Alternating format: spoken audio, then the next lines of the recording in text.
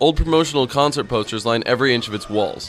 The jukebox is filled with nothing but jazz and blues records, and photo albums can be found containing clippings of past concert reviews.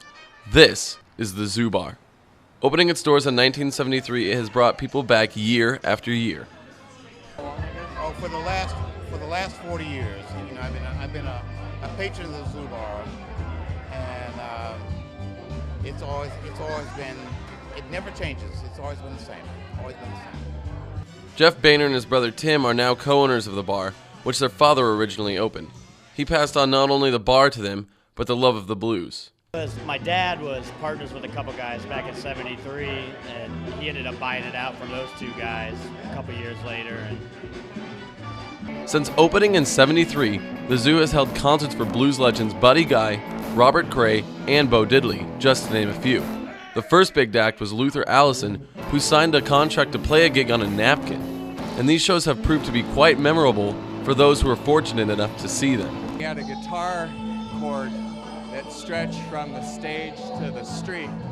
Really? And he walked on all the tables, and then he climbed up on the bar, and he walked down the bar, and then he went out in the street and he played guitar. When Buddy Guy was here and walking down this bar and playing a guitar, that was the most memorable thing in the world, you know. Buddy Guy. Now, we're talking about a legend of the blues, and he was right here.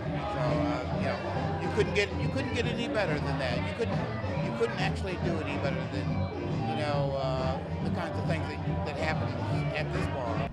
Although the Zoo Bar isn't located here on O Street, where most bars that college students come to on the weekends are located, it doesn't really affect business at all. That's because it's not about the booze, it's about the blues. But what is it?